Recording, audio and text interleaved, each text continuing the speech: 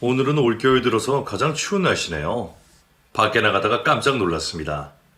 여러분 안녕하세요. 저는 딸 자식 다 키워놓고 지금은 취미로 필라테스를 하면서 건강관리를 하고 있는 50대 후반의 여자입니다. 제가 딸을 좀 늦게 낳았거든요. 딸은 지금 딱 결혼 정년기의 나이입니다. 그런데 벌써 내년이면 초등학교 3학년이 되는 아들이 있어요. 이게 무슨 뚱딴지 같은 소리냐 궁금하시죠? 딱 까놓고 말씀드리자면 제 소중한 딸을 어린 나이에 미혼모로 만든 몹쓸 놈이 있었습니다. 한창 꾸미고 놀고 싶을 20대 젊은 나이에 애 키우며 고군분투하던 딸의 모습을 볼 때마다 어찌나 마음이 아팠는지 몰라요. 그리고 딸을 그렇게 만든 놈을 찢어발겨 죽이고 싶을 정도로 원망이 많았습니다. 여자가 한을 품으면 온유월에도 서리가 내린다고 하는데 저희 가족 2명이 그놈에게 한을 품고 있었어요. 죽은 남편도 마찬가지였고요. 당시에 잡아다 족치고 싶은 마음은 굴뚝 같았는데 막상 제가 할 수 있는 일이 없어서 속만 태웠습니다. 그저 하늘의 심판을 언젠가는 받으리라, 꼭 지가 지은 죄값을 받으리라 기도하고 기도했어요. 그런데 그 심판을 제 손으로 직접 한 날이 오게 될 줄 누가 알았겠습니까? 원수는 외나무 다리에서 만난다고 하잖아요. 이만 부득부득 갈고 있었는데 그놈이 어떻게 제 발로 걸어 들어왔어요. 저는 그 기회를 놓치지 않고 아주 꽉 깨물어서 외나무 낭떠러지 아래로 떨어뜨릴 수 있었습니다. 비록 딸에게 죄 지은 것에 대한 벌은 아니었지만 나쁜 놈은 한 가지만 하지 않더라고요. 제가 평소에 이곳에 올라오는 사연들을 들으면서 위안을 많이 받았습니다. 혹여나 저희와 같은 일을 겪으신 분이 있다면 대리만족을 하실 수 있으면 좋겠다는 작은 바람으로 저희 이야기를 적어보려고 해요. 그럼 지금부터 그 이야기를 여러분에게 전해드리겠습니다. 우선 저는 남편과 결혼 초에는 사이가 그다지 좋진 않았습니다. 남편은 정말 고지식한 사람이었어요. 게다가 나이도 저보다 10살이나 많았거든요. 저에게 하라는 것보다 하지 말라는 것이 더 많았던 사람입니다. 여보, 나 돈 벌러 나가고 싶어. 나 일할래. 윤정아, 네가 뭐 돈을 번다고 그래. 나가면 힘드니 투성인데. 야, 됐어. 집에서 살림이나 해. 처음에는 그게 저를 위해줘서 그러는 거라고 생각했는데 점점 제 숨통을 조여왔어요. 남편은 저를 완전히 어린애 취급했습니다. 사사건건 간섭하고 혼수를 뒀어요. 생활비도 빠듯하게 줘서 제가 좋아하던 과일을 사 먹을 돈도 부족할 정도였으니까 말 다 했죠. 남편과 저는 제가 수련생으로 일하던 미용실에서 처음 만났어요. 남편은 제가 일했던 가게의 단골 손님이었습니다. 남편이 먼저 저에게 호감을 보였고 적극적으로 구애해서 22 어린 나이에 저는 뭣도 모르고 결혼을 했던 겁니다. 윤정 씨 언제까지 미용실에서 사람들 머리나 감겨줄 거예요? 예? 글쎄요. 이게 제 일인데요. 미용사 할 때까지는 해야죠. 나중에 안 되면 제빵사도 하려고 이미 자격증 다 따놨어요. 그러지 말고 나랑 삽시다. 내가 평생 윤정 씨 편하게 해줄게요. 무뚝뚝하기는 했지만 그 말 속에 진심이 들어있다고 느꼈습니다. 사실 제가 화목한 가정에서 자란 게 아니라서 얼른 화목한 가정을 이루고 싶다는 욕망이 크기는 했어요. 저는 이혼한 부모님 사이를 짐짝처럼 오고 가며 살았거든요. 어딜 가나 환영받지 못하는 삶이었습니다. 그런데 남편 저에게 사랑을 주지 못한 아빠보다 더 진정한 사랑을 주는 사람이라고 생각했어요. 고지식하고 구두쇠인 성격만 빼면 뭐 그렇게 몹쓸 정도로 나쁜 사람은 아니었죠. 그게 너무 심해서 문제가 될 때가 있기는 했지만요. 아무튼 결혼을 하고 나서 저희는 이상하게 아이가 생기지 않았습니다. 남편도 저도 아이를 간절히 원하고 있었거든요. 병원에 가서 검사를 하니 남편에게 문제가 있다고 했어요. 그때 이후로 절망에 빠져서 살았어요. 꼭 자식을 낳아 키우고 싶었던 제 꿈이 사라져버렸으니까요. 그리고 저는 남편이 잔소리를 해도 듣지 않고 빵가게에 가서 빵을 굽는 일을 했습니다. 일 당장 그만둬. 애도 안 키우는데 맨날 방구석에서 혼자 벽만 보고 뭐해. 나 일할 거야. 말리지 마. 애 낳으면 되잖아. 못 낳는다잖아. 아, 그럼 시험과 아이라도 하자고. 남편은 그걸 극구 하기 싫다고 했었거든요. 정말? 할 거야? 그래, 하자. 결혼 4년차가 되고 나서야 남편과 저는 시험관 아이를 갖기 위해서 시도를 했습니다. 물론 쉽지는 않았어요. 하지만 하면 할수록 자꾸만 오기가 생기더라고요. 꼭 남편과 저를 닮은 아이를 낳고 싶다는 욕심이 커져만 갔습니다. 남편은 당시에 목수 일을 하고 있었어요. 꽤 재주가 좋아서 돈은 잘 버는 것 같았는데 저에게 월급 통장을 보여준 적은 한 번도 없습니다. 짠돌이도 그런 짠돌이가 없었어요. 당시에는 속이 타들어가는 것 같았는데 이제는 남편이 왜 그랬는지 조금은 이해합니다. 가장으로서의 책임감 때문이었을 거예요. 결혼 초에는 그 짐을 나눠들면 좋았을 텐데 혼자서 짊어지고 가려고 하다 보니 본인도 저도 심적으로 힘이 들었던 겁니다. 아무튼 그렇게 어렵게 아이를 가지려고 시도를 해도 몇 번이나 실패를 해서 점점 지쳐갔어요. 당시에 남편이 마흔이 다 되어가는 나이였고 이제는 포기할까 싶었을 때 선물처럼 임신을 하게 되었습니다. 그 사실을 알았을 때는 하늘을 날아갈 것처럼 기뻤어요. 여보, 나 드디어 임신했어. 이제 4주차래요. 나 너무 행복해. 제가 들떠서 그렇게 말했는데 평상시 차분하게만 하던 남편 후 입이 찢어져라 웃으며 저를 안아주었습니다. 고생했어 윤정아. 진짜 내가 그동안 얼마나 죄스럽던지. 고마워. 그 말을 하면서 눈물까지 흘리더라고요. 티를 내진 않았지만 저만큼이나 남편도 애를 탔던 모양입니다.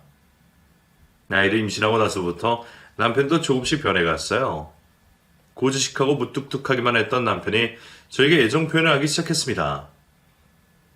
너 딸기 먹고 싶댔잖아. 어서 씻어 먹어. 당신, 내가 아는 사람 맞지? 귀신 아니지? 아이, 민망하게 왜 그래. 얼른 먹어. 내 씻어다 줘. 그래 좀 완전 땡큐죠. 고마워요 여보. 그나저나 딸을 낳으려나. 과일 많이 먹네. 남편의 말에 제가 괜히 입이 삐죽해서 대답했습니다. 왜? 딸 낳으면 소방 넣을 거야? 하서라. 요즘 세상에 딸이고 아들이고 뭐가 중요해. 건강하게 낳기나 해. 그렇게 남편의 사랑을 받으며 저는 태교에 열중했고 눈에 넣어도 아프지 않을 딸을 낳았습니다. 저와 남편의 예쁜 데만 골라서 닮아서 정말 신기했어요. 우리 예슬이는 어쩜 이렇게 예쁘게 생겼냐? 눈 까만 것 좀 봐. 아빠 닮았지 뭐. 그건 아니거든요. 남편은 항상 자기를 닮아서 예쁜 거라고 우겼어요. 그때마다 조금 억울하기는 했지만 그래도 딸의 탄생만으로 마냥 행복했습니다. 아이를 낳고 나서부터는 남편과 제 사이의 불화도 사라졌어요. 제가 꿈에 그리던 완벽한 가정을 이뤄내서 하루하루가 꿈만 같았습니다. 그렇게 저희 부부에게 정말 소중한 딸을 낳아서 남들 하는 건 다 시켜주고 사랑 듬뿍 주면서 열심히 키웠습니다. 딸이 온 집안을 환하게 밝혀주는 것 같았어요. 워낙에 애교도 많고 하고 싶은 것도 많은 건강한 아이였거든요. 그 흔한 사춘기도 속썩이지 않고 잘 넘어가줘서 정말 고마웠습니다. 딸은 저에게 이야기해주는 걸 좋아했어요. 학교에서 있던 일이나 힘든 일이든 좋은 일이든 모두 저희 부부와 나누려고 했습니다. 고등학생이 되자 딸의 다른 친구들은 다른 남학교 학생들과 미팅도 하고 연애를 하는 모양이었어요. 엄마, 현정이 알지? 걔는 땡땡고 2학년 오빠랑 연애한대. 요즘 아주 입이 귀에 걸렸어. 그래? 예슬이도 남학생들한테 인기 많잖아. 우리 딸을 좋아하는 오빠 없어? 제 물음에 딸은 질색하며 대답했습니다. 없어. 징그러. 나 나중에 대학 가고 나서도 한참 뒤에 고르고 골라서 좋은 사람이랑 연애할 거야. 우리 딸 까탈스럽네. 그래. 서로 의지하고 뭐든 나눌 수 있는 좋은 사람 만나서 연애해. 뭐 급하냐? 하나도 안 급하다. 나이가 몇 살인데? 맞아. 난 늦게 연애하고 결혼도 늦게 할 거야. 그랬던 저희 딸이 그런 몹쓸 일을 겪게 되리라고는 상상도 하지 못했습니다. 딸은 열심히 공부를 했고 원하던 대학에 원하던 학과로 입학을 했습니다. 그때부터 저희 가족에게는 악몽이 시작되었습니다. 딸의 대학 입학식에는 여러 지역에서 올라온 학생들이 많았어요. 그리고 선배들도 있었고요. 그냥 마냥 아이들로만 보이는 그 애들 중에 제 딸의 인생을 망쳐놓은 한 사람이 있었습니다. 만약 그 사실을 그때 미리 알 수 있었다면 저는 절대로 딸이 학교 MT를 가는 걸 허락하지 않았을 거예요. 그런 생각을 평소에 수백 번도 더 했답니다. 아무튼 딸은 대학생활을 하면서 친구도 많이 사귀었습니다. 그런데 어느 날부터 복학한 선배 한 놈이 제 딸을 따라다닌다고 하더라고요. 우리 딸 학교 생활은 재밌어? 근데 엄마. 왜? 무슨 일 있어? 아니, 우리 딸 군대 다녀서 복학한 선배 한 명이 있거든? 동기들은 그 선배가 잘생겼다고 좋아하는데 나는 뺀질뺀질하고 허세만 많아 보여서 싫어하거든.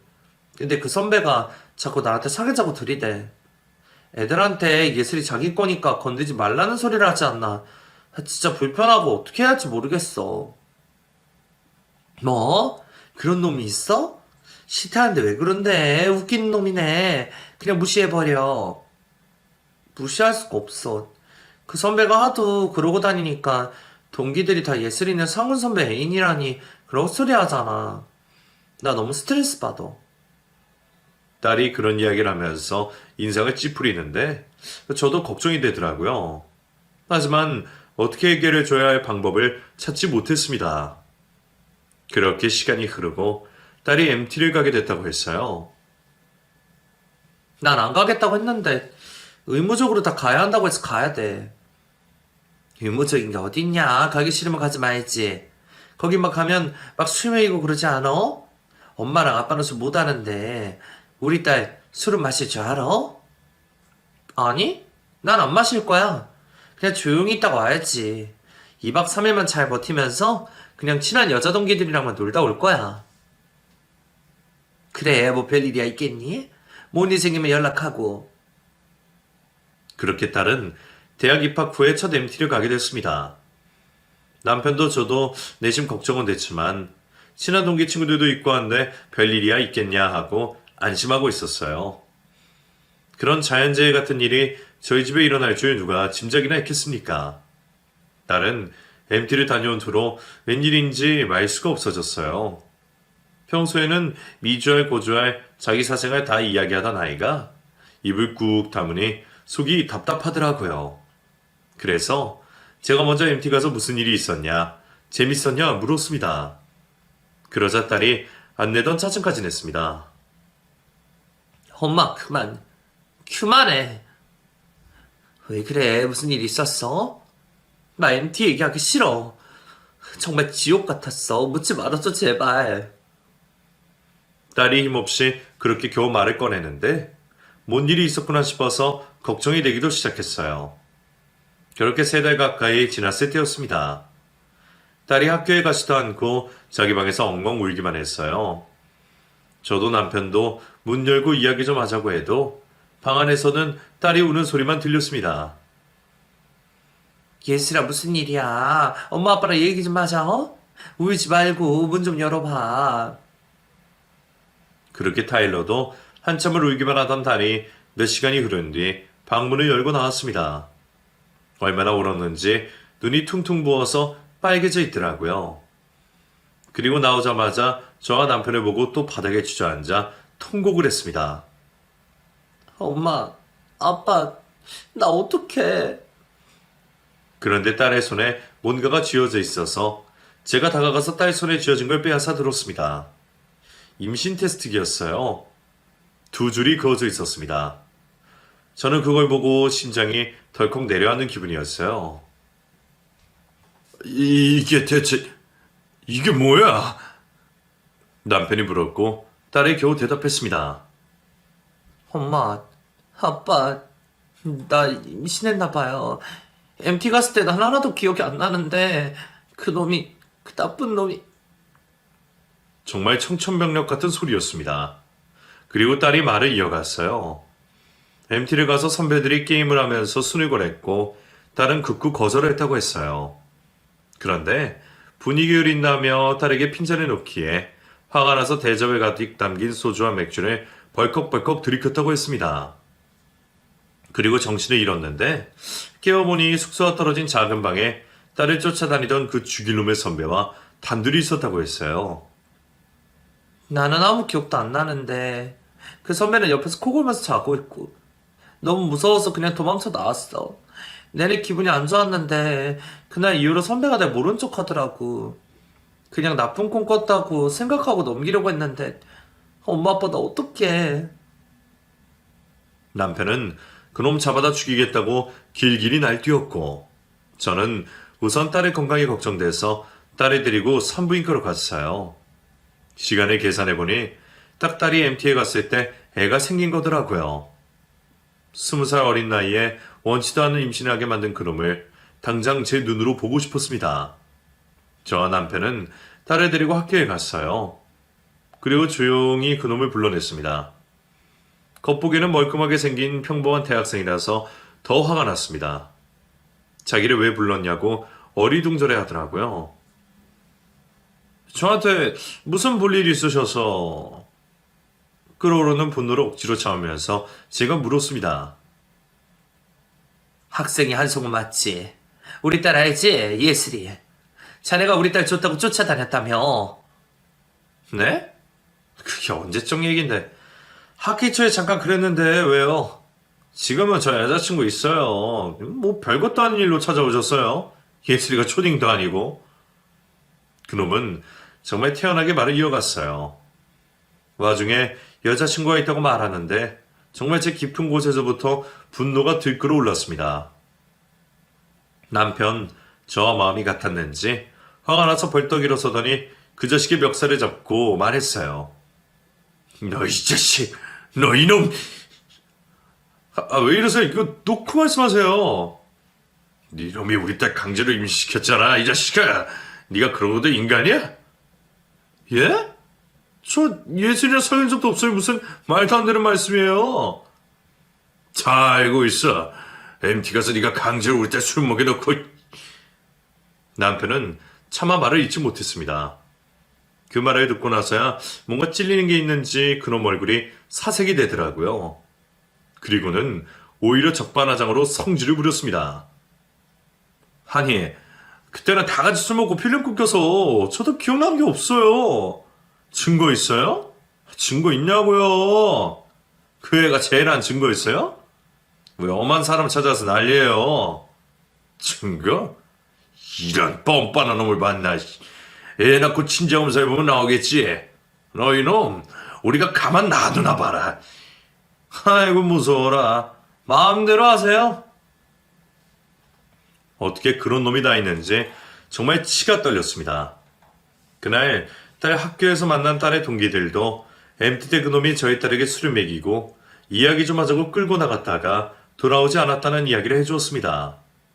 하지만 이미 시간이 많이 흘렀고 정황상 그놈의 죄는 확실했지만 어떻게 처벌할 방법이 없어서 애가 탔어요. 딸은 결국 휴학을 선택하고 집에 머물었습니다. 마음은 아프지만 낙태를 하자고 딸에게 권했어요.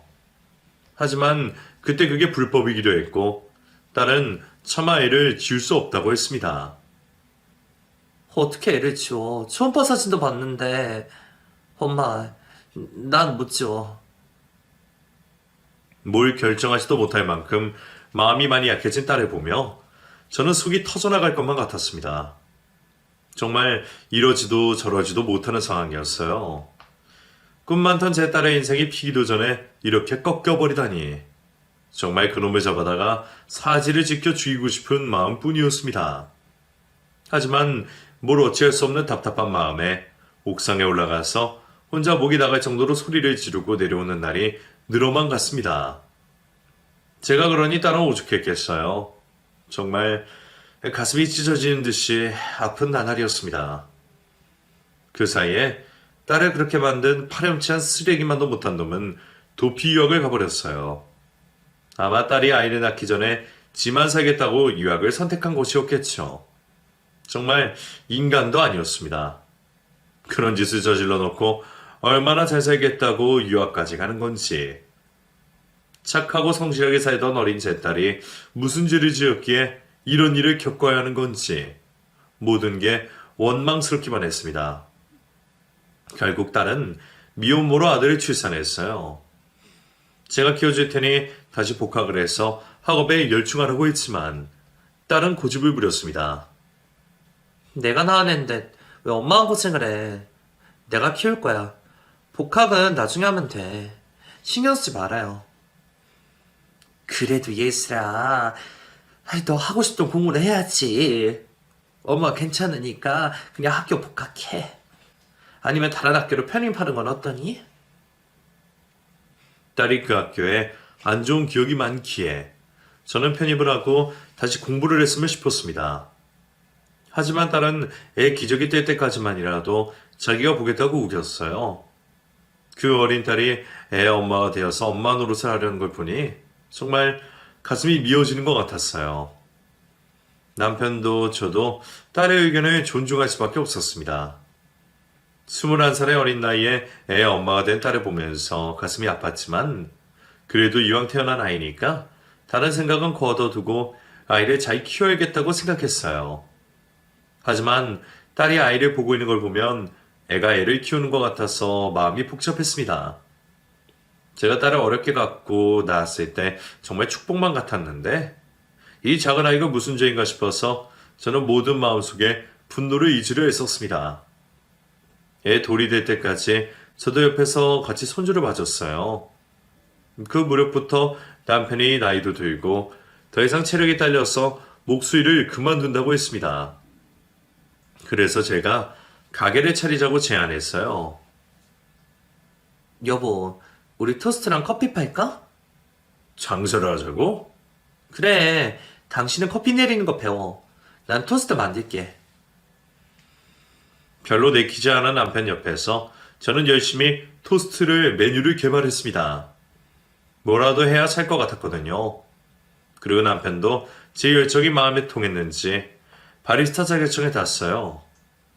저희 부부는 깔끔하게 인테리어를 해서 토스트 가게를 차렸습니다. 가게 주변에 핫그럼 회사들이 많아서 장사는 예상보다 더 잘 됐어요. 딸은 아이를 키우면서 집에서 인터넷 강의를 보면서 공부를 했습니다. 나중에 공기업에 취업하고 싶다고 했어요. 딸에게도 목표가 생겨서 정말 다행이라고 생각했습니다. 그렇게 저희 가족은 마음속 상처를 가슴속에 묻어두고 각자의 자리에서 열심히 살았어요. 손주도 커가면서 어찌나 예쁜 짓을 많이 하든지 간 말문을 뗀 손주가 할머니 하고 저를 부를 때마다 귀여워서 어쩔 줄 모르겠더라고요.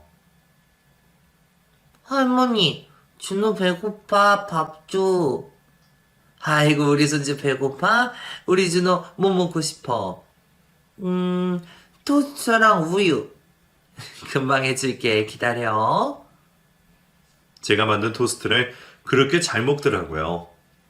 고사리 손을 쥐어서 조금씩 베어보는 모습을 보면 그렇게 흐뭇할 수가 없었습니다. 커가는 아이를 보면서 기쁘기도 했지만 솔직히 이 아이의 생물학적 아빠만 생각하면 한숨이 나왔습니다. 물론 애 앞에서 그런 이야기를 일절 꺼내지 않았어요. 딸은 아이가 3살이 됐을 때부터 다시 대학에 다녔고 졸업 후에는 초등부 영어 학원 강사로 일을 했습니다. 아이가 초등학교에 입학하면 공기업에 취업을 하겠다고 했어요. 남편의 애들 없을 때 가끔씩 저에게 말했습니다. 우리 예슬이 보면 안쓰러워 죽겠어. 하고 꿈이 그렇게 많던 애인데 꿈 한번 제대로 펼치지도 못하고 미혼모라고 손가락질이나 받고 말이야.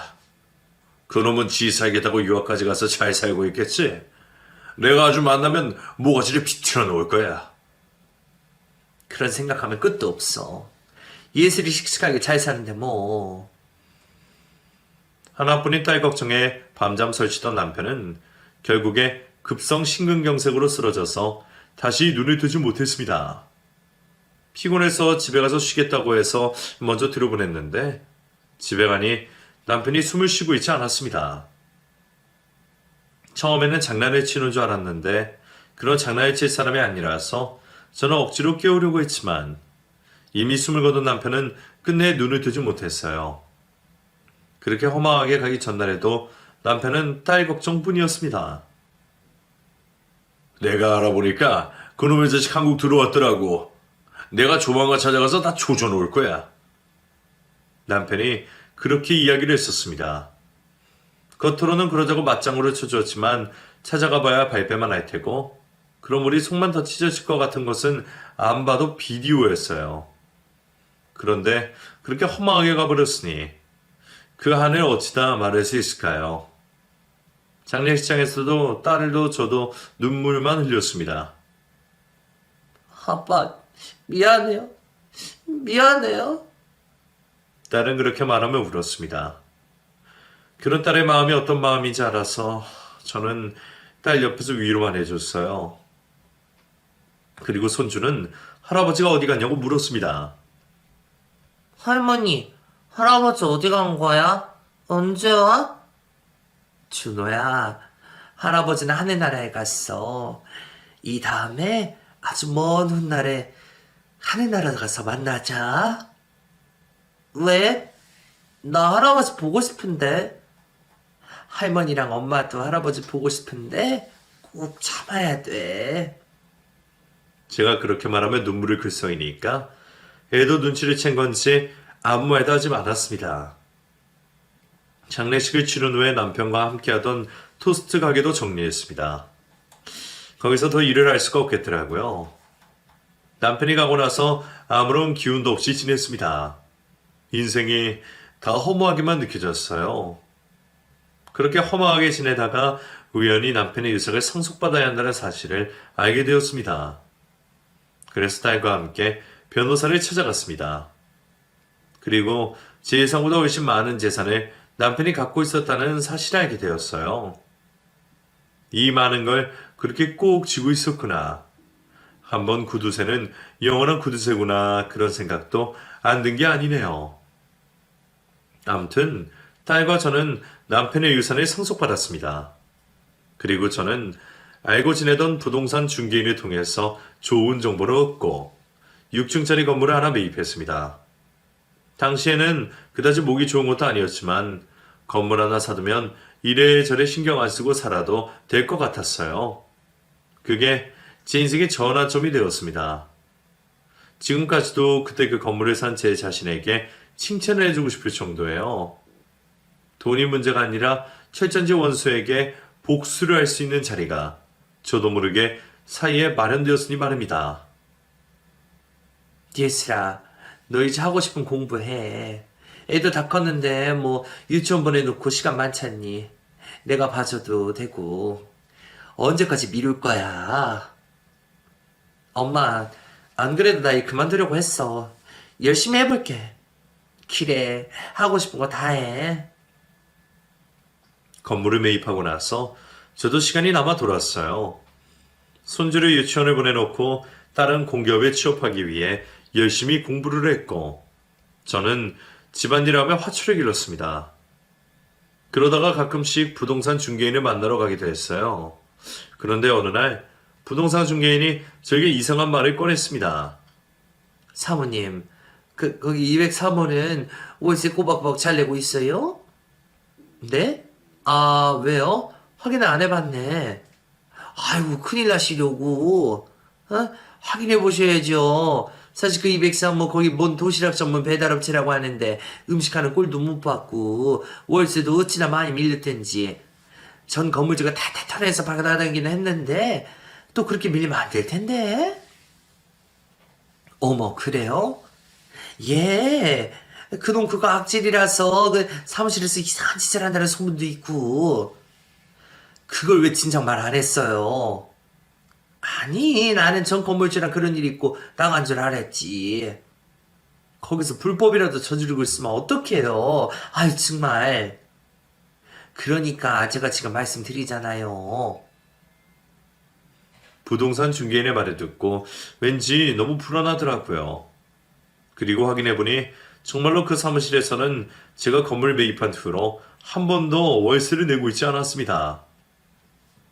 아무래도 안 되겠다 싶어서 건물 관리인과 저 둘이서 그 한 사무실을 찾아갔어요.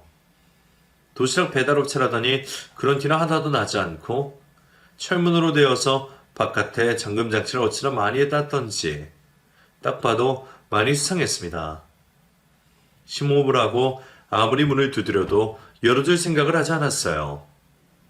잠시 후에 귀를 대보니 안에서는 웬 남자의 신음소리만 들렸습니다.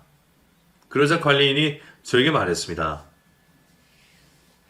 이거 아무래도 뭔가 일이 터질 것 같은데 경찰 부를까요? 그 물음에 저는 당장 그렇게 하시라고 대답했습니다. 한참 문 앞에서 이러지도 저러지도 못하고 있는데 벼랑간 슬쩍 문이 열리더라고요. 문을 열고 나온 사람을 보고 저는 그 자리에서 얼어붙었습니다. 저는 그놈을 한눈에 알아볼 수 있었어요. 너 이 자식. 인상이 예전보다 더 험악해져 있더라고요. 아, 누구세요? 왜 나무늘씨 사무실 앞에서 난리야? 너 나 몰라? 너 예슬이 기억 안 나? 예슬이가 누구? 아, 그때 그 아줌마가 여길 왜? 나 이 건물 주인이다. 월세 받으러 왔어. 몇 달이나 밀렸는 줄 알아? 여기서 무슨 꿍꿍이 짓을 하고 있는 거야? 남의 딸 인생 망쳐놓고. 그렇게 말하며 저는 그 사무실로 들어가려고 했습니다.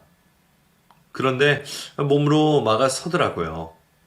얼핏 보니 사무실 안에는 피를 흘리고 쓰러진 남자가 있었어요. 그걸 보니 소름이 끼쳤습니다.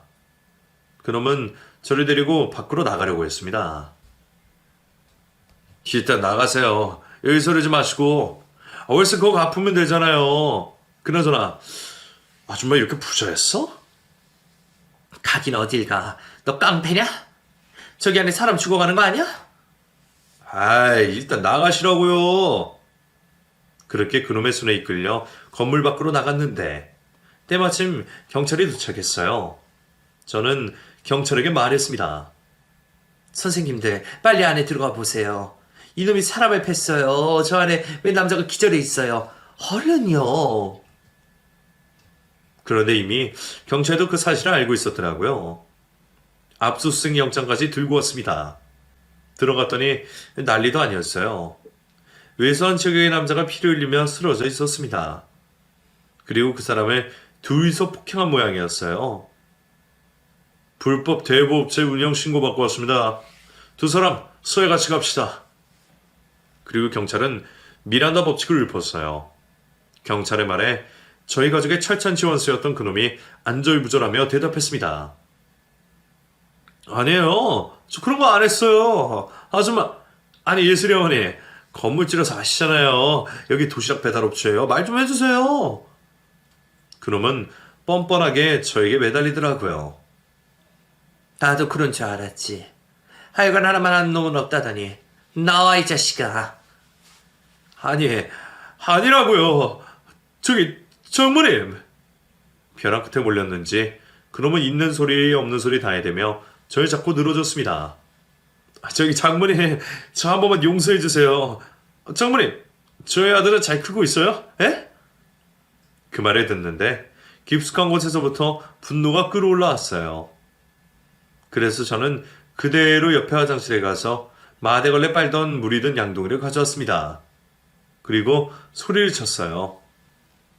경찰 선생님들 비키세요. 비켜요. 이라 이 쌍놈의 자식아. 이거나 받아라. 그리고 그놈에게 그 더러운 물을 머리부터 발끝까지 획 뒤집어 씌웠습니다. 캑캑대며 난리를 부리더라고요. 그때가 1월 초 한창 한파가 몰아닥치던 시기였습니다.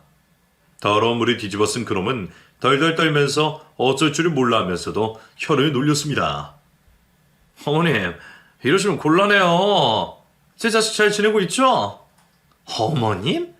네 자식? 여러 죽을 놈이 어디서 뚫린 입이라고 짓거려? 저는 마대자루로 그놈을 내리쳤어요. 옆에서 경찰들이 말리는 바람에 더 때리지는 못했습니다. 끝까지 파렴치한 놈이었어요. 정말로 저한테 이러시면 곤란합니다. 그래, 이놈아 말 잘했다. 여기 경찰도 있겠다. 그래, 네 지혜 다 말해둘까? 아니, 그게 아니라 그거 공소시효 끝났을 텐데. 그렇게나마 그놈의 입에서 죄를 인정하는 말을 들을 수 있었어요. 그 이야기를 들으니 저는 분통이 터졌습니다. 내 딸 인생 망친 걸로 모자랐냐? 애꿎은 사람들을 왜 괴롭히고 살아? 벌받아 죽을 놈아. 얘라 이 더러운 놈아. 감옥 가서 평생 썩어라. 그놈은 그대로 경찰서로 끌려갔습니다. 알고 보니 배달업체라고 거짓 신고를 하고 제가 매입한 건물 그 사무실에서 불법 대부업체를 운영하고 있었더라고요. 대부업체 운영에 사기까지 치고 다녀서 이미 집행유예를 선고받았던 놈이었습니다. 우리 딸을 그렇게 만들고 도피 유학을 갔던 놈이 사기꾼이 되어서 돌아와 사회 악으로 살고 있었던 거예요. 정말 어처구니가 없었습니다. 소 뒷걸음질하다 쥐잡은 격이긴 했지만 그 천하의 몹쓸 놈을 결국엔 제 손으로 잡을 수 있었던 거예요. 죽은 남편이 마치 저를 그놈 앞으로 데리고 간 것처럼 말입니다. 저는 그날 집에 가서 끙끙 앓았어요. 딸에게 이 사실을 모두 말해줘야 하나 말아야 하나 고민이 됐습니다. 당시에 딸은 공기업 시험 준비 중이었거든요. 그래서 나중에 시험에 합격하고 나면 그때 이야기하기로 마음먹었어요. 결국 몇 달이 지나고 딸은 원하던 기업에 최종 합격을 했습니다. 그리고 그저께서야 저는 제가 그놈을 만났고 그놈을 경찰에 쳐낸다는 얘기를 해주셨어요. 처음에는 깜짝 놀라더니 담담하게 제 얘기를 다 듣고 딸이 말했습니다. 엄마, 고생이 많았네. 에휴, 그냥 말해도 되는데 왜 지금까지 얘기 안 했어? 괜히 또 소화를 했구나. 난 우리 딸 걱정돼서. 아무튼 그놈 징역 5년 받았다더라. 그게 말이냐 방구냐. 어떻게 그렇게 나쁜 놈이 징역 그것밖에 안 받아. 그놈은 사회에 나오면 안 돼. 제 말에 딸이 대답했습니다. 이미 지난 일이야. 난 사실 그 인간이 괜히 우리 준호 만나서 난리칠까봐 그게 무서워. 근데 이미 다 각오하고 있어. 난 예전처럼 약한 사람이 아니야. 나 이제 누구보다 단단하니까. 엄마 걱정하지 마세요. 내 걱정도 이제 그만하고. 그래 예슬아, 그놈 그거 싹 다 잊고 준우랑 우리 셋이서 잘 살자. 그리고 그놈 이미 결혼해서 애도 있다더라. 그런 놈이 무슨 염치로 또 우리한테 몹쓸 짓을 하겠니? 그래요? 애가 있대요? 아이고. 엄마, 우리 그 인간 이제 싹 잊어버려요. 그래, 그러자. 딸도 그렇고 저도 사실 내심 걱정이 됐어요. 눈앞에 나타나기만 하면 꼭 복수를 해주겠다고 생각했지만 막상 나타나니 후일에 무슨 일을 저지를까봐 그게 무섭더라고요. 그래서 제가 그럼 뒷조사를 좀 해봤습니다. 유학 시절에 공부하러 간 여자를 어떻게 끼워내어서 결혼을 했더라고요. 애도 낳았는데 그놈이 조금이라도 양심을 가진 인간이라면 자기 가족이 있으니 저희에게 딴소리하지 않기를 바라야만 했습니다. 나쁜 놈은 죄값을 받으러 감옥을 갔는데도 왜 피해자인 저희가 불안에 떨어야 하는지 정말 미친 노릇이었네요. 당시 저는 만약 그놈이 출소해서 준호가 지 자식이라는 이해하면서 저희 세 가족을 또 힘들게 하는 일이 있다면 그때는 정말 그놈 죽이고 저도 죽을 각오였어요. 그런데 그런 걱정도 잠시 정말 웃지 못할 일이 생겼습니다. 그놈이 감옥에서 자살을 했다고 했어요. 감옥에서 다른 친구들에게 괴롭힘을 받다가 끝내 자살로 생을 마감했다는 겁니다. 제가 하도 불안해서 그놈이 알고 있는 제 건물을 팔려고 부동산에 찾아갔다가 들은 말이에요.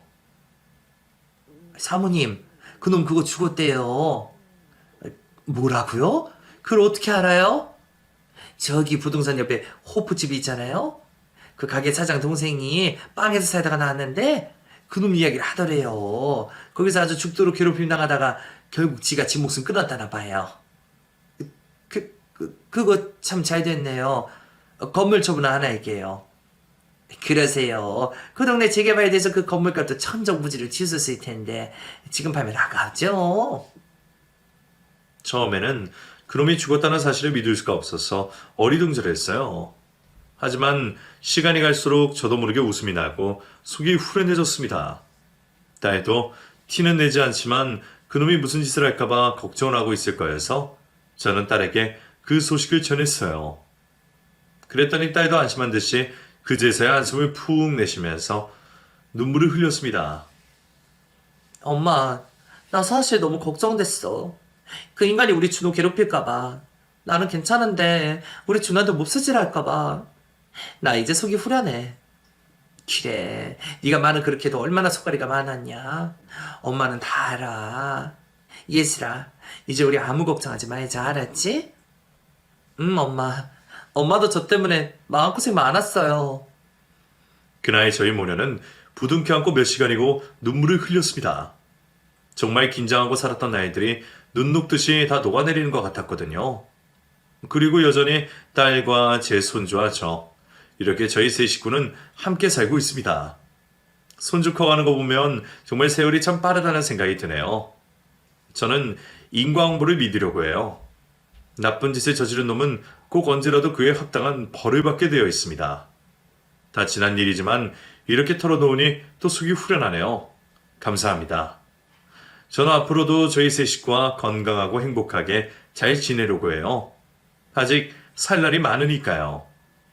이제 곧 새해가 밝는데 여러분들도 항상 건강하고 행복하시길 기도드리겠습니다.